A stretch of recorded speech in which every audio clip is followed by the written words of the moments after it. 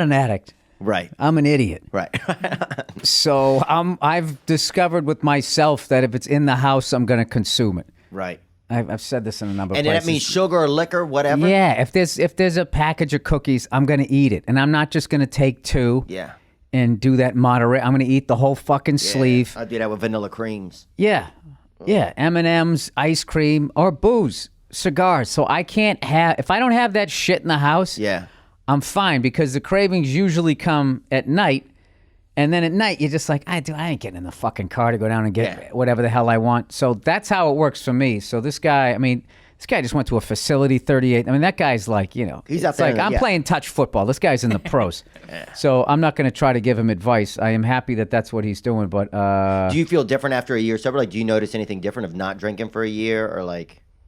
Yeah, my cigar smoking went off the fucking rails. Yeah. Because then it just becomes like, there's a thing that I'm trying to work past right now, that I've noticed that through all of the shit that I've done through just food, booze, and cigars, is every couple of days, or maybe even like once a day, even just like through food, like I want some sort of ramping up, some sort of buzz. You want an escalation. Yeah, you want that right hit. And you can do that through just going to McDonald's. People who are like obese and shit like that, that's their fucking thing. Yeah. You can do it through anything. Dude, I'll be honest with you. This is me relating to fat people. There's nothing better than giving into McDonald's. Oh, my God. It's the worst afterwards, but when you're in the fucking drive-thru and you're pulling up, like, I am getting every fucking thing that I want here, and it's still going to be under $10, and it's just going to greasy slide. When they give you that fucking... and you get the fresh French fries, not the ones that were laying there. Yeah. It's just like... And the Latino... Shit. Dude, and we follow a lot of those guys, like Photoshop Steve. There's some great guys. There's a lot of really great artists out there that we all just got into because they make awesome fucking Photoshops. Dude, Diabrax. There's a couple. I follow them all because whatever they post, the ones with D'Elia, the guys that fuck with D'Elia make me laugh hysterically. Oh, dude, when I go on the road and I get videos with stuff with people, it's always like fuck D'Elia, all of them. Fuck D'Elia, fuck Rappaport. He's someone. Well, he lost his belt to me. They have a belt right here that I won. Wait, how do I get the belt? You have to win it. Okay. And you didn't win it. But how do I win it? I don't know. So it's Fighter and the Kid. I'm going on Fighter and the Kid in like a couple weeks. I talked to Brian and so you have a Brennan. chance. So what do I need? So then the listeners then just vote, right? Okay. But here's the thing though, I didn't do any campaigning, so there was just like, that was the thing. It was like you let their listeners vote, and I felt like their listeners just voted, and I beat Chris D'Elia by like. This was last year by like 31% to 30% or something. Hinchcliffe had 1%, even though Hinchcliffe had 1. I bet he campaigned like a motherfucker. He also has, I feel like he has cystic fibrosis, but he just manages it really well. You notice that about Dude, Hinchcliffe? I got to be honest with you. If someone can get this up, I know this. I'm the only one that sees this. Tony Hinchcliffe today looks like Joe Rogan in 1991. No, get the fuck I out swear to fucking God. There's a picture where Joe is in a leather jacket and he's off to the side and he's like this, and their jaw lines, this jaw part is identical. Really? This is pre-kettlebell Joe. Wow. Tony Hinchcliffe could go as Joe Rogan for Halloween. I bet. A young Joe Rogan from News Radio. I don't know. Even then, Joe is getting a little yoked, but Tony has like Tony has like somebody who was trapped in like a mine or something and finally made it out. Like, but years later, and everybody like they thought everybody had died in there or whatever. And they built a neighborhood on the mine and everything, and it's all over. And the news even forgot about it. And then Tony comes out like he had to climb from like a million, like literally he had to rock climb from 1,000,000 feet down. Like he's the first of the Thai soccer team kids to come out. Yeah. He's the big one. Yeah. Second time I was like, what do you do? He's like, if you ever get in the NFL, that's what he tells me. If you ever get in the NFL and play for a few years and get hurt, call me. Oh, he's Frank Azar. Well, I don't know who the fuck he is, but I'm not getting in the NFL, dude. I'm 38 years old. Shout out to Frank Azar. You know what I'm saying, bro? Dude, so he defends. Listen. But here's what he said. He goes, there are so many players now that I represent all the players that get out of the league.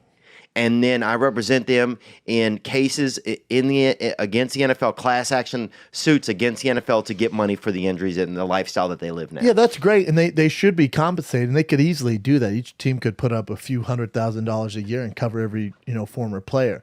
As far as injuries go, I don't know if they deserve a per diem every year or something like that. Yeah. They should have insurance for the rest of their lives for what they went through. Oh, They shouldn't yeah. be paying for insurance. Well, they should get, I think, a free wheelchair or something. I think, what was it? They had, that guy that caught the Pittsburgh Miracle or whatever. Franco Harris? Franco Harris. They gave him like a special wheelchair when he retired. Like, get the fuck out of here. And what do you do, though? Yeah. I mean, you can't race them, and a lot of wheelchairs get rusty, dude. And shout out to Pittsburgh, dude. I got pink eye in Pittsburgh one time. One of the strongest cases ever, dude. That'll do it. Spread through my bloodstream, gave me a staph infection in both of my knees, bro. Steel City pink eye, bro. Oh, dude, it was a lady from Wheeling, from West She Virginia. farted in your face. No, bro, no. She just straight up looked at me, bro. Oh, and that did it? Oh, she had that. Usually it's from someone coughing or farting in your face. Nah, bro, I'm not into all that Polish. Me neither, bro. But sometimes hella you're on a Polish, plane, bro. they stand up, fart in your face. Oh, dude, nah, bro. You never had that happen? What kind of plane are you on, dude? Dude, we're in Pittsburgh. Where you at? Dude, are you on a private jet with fucking Andy Dick? Nah, What kind of Southwest, plane? bro. Oh, yeah. Southwest to That do is it. Southwest. Southwest is the fucking Greyhounds of the air, bro. Oh, dude, Greyhound. You ever flown Spirit? Huh? You ever flown Spirit Air? Yeah, you end up You're basically. in lawn chairs. Basically, yeah. And don't ask for water. Do not ask for water. Like, water? Get the fuck out of here. Look, you got a seat, bitch. Yeah. I saw a father save up all the saliva in his mouth and then spit into his kid's mouth. You got it, halfway. bro. You got Holy shit. I had no idea that like other countries, I mean, I knew they were like real, you know, from books and from like the globe, but I didn't know they were real from till I went there and put my feet on them. Like No, but I know what you mean. It Like didn't I thought, you register. know what was great is so fucking mind blowing is when you go to Asia, and you go there, and because they don't pay attention to it, other than this fucking horse shit where we're trying to start wars with people. You go there, and it's literally like you went to another planet. Yeah. You show up, and it's like they have their own pop stars, their own airlines, their own. It's exactly like here, completely different. And it's just like, oh, this is their CVS. This is their something. And it's just, it was the fucking coolest thing. And, you know, there's different, like, cars, like, that they just don't put out here in the U.S. Yeah. Like, they'll have, like a couple, like, Peugeot's, like, a big thing, like, I kind of saw when I was over there. But, like, that was sort of the thrill of going over there was watching, like, all right, and, like, you get, like, who's their Guns N' Roses? Like, who makes Yeah. these fucking people go crazy? And like their AC/DC and all that shit. So I really got into the music when I was over there. I couldn't understand what they were saying, but like, But the energy you could. but just like laughing, watching it, and then you'd see the way the person was dressed and how the crowd was reacting. Is this And- China? Where was I? I think this was Singapore, Hong Kong, Mumbai. But the whole thing, just traveling through all of Right. that. Oh, Mumbai's beautiful. Yeah. man. And Singapore Airlines, where they still have like the hot chick fucking stewardesses, God, which for some Rosie. reason that became like We this- discontinued Yeah, that, like man. this asshole thing, dude. It's the greatest thing ever. Oh, and they all, if you watch them in the airport, they'll move like a school of fish almost. They Yeah. like, oh, they're all in a group in formation. They're all in like, it's like a young, beautiful military, dude. I know, and you're just sitting there like it makes you happy to be on the airplane. Yeah. God forbid. Yeah. God forbid. And then people just sit there. Oh, she has to be beautiful. Yes, I mean I can't. That's fucking part of nature. Yeah. It's people are trying to act like that isn't a fucking thing. Anyway, so Oh, nature is now a here's- thing. But here's the thing. Before I fucking before, you know, did 20 years I on the didn't know. road and then fucking go there, like shit to me that was like factually acceptable, joke acceptable, and all of that was just, you know, It adjusts. yeah. Yeah, it adjusts, man. So, Look, I didn't you know- realize how many people, like, I grew up in a small town. Like, we just had, you know, it was like probably maybe 70% white, 30% black, and it was pretty poor town. And I remember going to Africa. It was the first country I ever went to. And I was like, It's holy. a continent. It's not a country. Yeah. And I remember thinking, holy shit, dude, all these people are going to be in heaven. That's what I never realized. And I was like, fuck, because I'd always pictured heaven like just the people from my town were going to be there. And then I remember going to this place and being like, holy shit, man, what are we going to do now in heaven? It's going to be packed. That was my first thought. Do you believe in heaven? Yeah. And I thought, well, when we die, But then she got nervous because she's like, okay, I got to introduce you to my family. Mm-hmm. First thing she said was, my dad lives in a convenience store. Okay. And I was like, A CS, they call them. I go, okay. And she's like, I just want you to know, like, you know, like my family's from very humble means. Yeah. I was like, all right. Well, man, sure enough, it's called Kemp's Corner, and it was in Bowden, Georgia. and we pulled up. Bowdoin, Bowdoin? No, Bowden. Wow. And walk into a convenience store with all your luggage, right? Like how fucking weird. You walk into like a convenience store with all your luggage, and then walk into the back and put it in the back.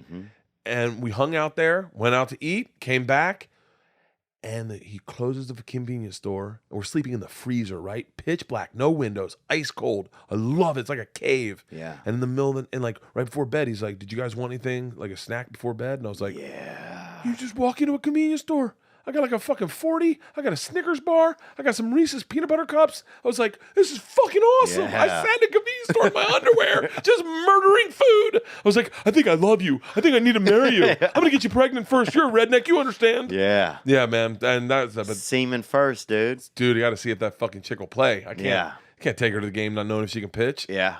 And when did you guys start making love, or you'd already been making love? No, we'd already been making. Yeah, we had sex probably like 5 dates in. This is back during Sex in the City. Do you remember that Sex in the City run where all guys thought all girls were whores?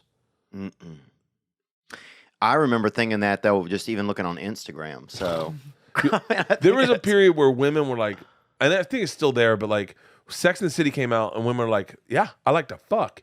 And, I could see that. It's like now we're in control of our own pussies. And that scared the shit out of me because I've only had sex with 6 people. Women. Right. Why am I saying people? Women. Yeah. Just fucking. Adult women, too. Adult women. Are all the women you ever had sex with over the age of 18? Yeah. Wow. Yeah, even my first one when I was 17 was 18. Fuck yeah, dude. Yeah, Play she was up, older than baby. me. She was a senior. I was a junior. Play up, dude. Yeah. JV, dude, getting up in the bigs, huh? Yeah. And I dated a chick younger than me when I was 18, and I never fucked her because this is going to sound so creepy that I would have this wherewithal, but even then, I just didn't think it was right because I was like, she's younger than me. She was like a junior. I was a senior. I was 18. She's probably 16, maybe 17. And I was like, I'm going to college, and I don't think that's right to do to someone is take their virginity and just fucking And then bounce. just jet. Yeah, that's not cool. And I never had sex with her. Wow. Yep. Shout out to Jen Bethay. Jim Bethay, huh? What if she showed up now? Do you think your wife would give you a pass? No, she's married to a guy that I fucking really respect, but no, she's smoking. And hot what if something still happened to to this him? day. Jen Bethay is gorgeous to this day. What if something happened to that guy?